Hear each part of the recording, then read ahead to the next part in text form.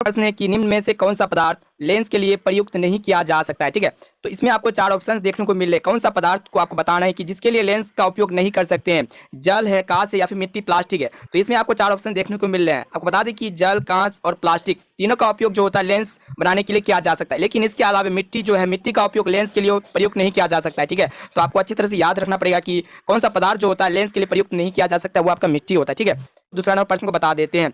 तो आइए, दूसरा नंबर प्रश्न है कि निर्गत किरण और अभिलंब के बीच के कोण को कहते हैं। ये भी प्रश्न आपके एग्जाम्स में बहुत इंपॉर्टेंट और बहुत बार पूछे भी गए हैं। ठीक है, तो निर्गत किरण और अभिलंब के बीच के कोण को क्या कहते हैं? तो निर्गत कोण कहते हैं, या फिर आपतन कोण, या फिर परावर्तन कोण, या फिर इनमें से कोई नहीं। तो आपको बता दें कि निर्गत कोण किरण और अभिलंब के बीच जो कोण बनता है उसको हम कहते हैं निर्गत किरण, और अभिलंब के बीच के कोण को क्या कहते हैं? निर्गत कोण कहते हैं। इसका राइट आंसर हो जाएगा ऑप्शन नंबर सी। तो चलिए मैं आपको नेक्स्ट प्रश्न को बता देते हैं। फ्रेंड्स, हमारा जो तीसरा नंबर प्रश्न देखने पा रहे हैं स्क्रीन में कि किस माध्यम में अपवर्तनांक का मान होता है, यानी कि किसी भी माध्यम में अपवर्तनांक का मान जो होता है वो आपका आई अपॉन साइन आर के फॉर्म में रहेगा, तभी वो होगा आपका अपवर्तनांक। आपको बता दें कि किसी भी मीडियम में अगर अपवर्तनांक का मान रहता है तो sine i upon sine r होता है। तो इसमें आपको भी चार ऑप्शन देखने को मिले। देखिए, ऑप्शन नंबर ए में है sine i upon sine r, option B में साइन आई बराबर साइन आर, और ऑप्शन सी में देखने पा रहे हैं कि साइन आई गुना साइन आर है। ऑप्शन में क्या है कि सभी उत्तर सही है।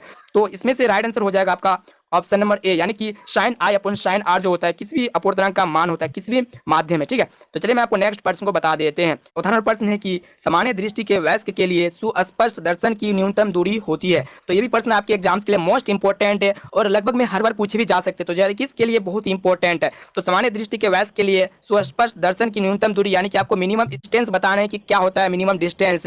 तो कोई भी सामान्य दृष्टि होता है, कोई एडल्ट आदमी है तो उसके लिए उसके आंख में 25 सेंटीमीटर की दूरी होता है, यानी कि इसमें इसका राइट आंसर की बात कहा जाए तो ऑप्शन नंबर सी इसका करेक्ट आंसर हो जाएगा, यानी कि 25 सेंटीमीटर। तो चलिए मैं आपको नेक्स्ट प्रश्न को बता देते हैं। फ्रेंड्स, हमारा जो पांचवा प्रश्न है कि दूरदृष्टि वाली आंखें साफ साफ देख सकती है। आपको बता दें कि दूरदृष्टि वाली आंखें साफ साफ देख सकती है, अर्थात जिस व्यक्ति की आंख में दूरदृष्टि होता है तो उसकी आंख क्या कौन सा वस्तु को साफ साफ देख सकती है। तो चलिए मैं आपको सभी ऑप्शंस को बता देते हैं। तो ऑप्शन ए है कि दूर की वस्तुओं को, ऑप्शन बी है निकट की वस्तुओं को, ऑप्शन सी है बड़ी वस्तुओं को, या फिर ऑप्शन डी में इनमें से कोई नहीं।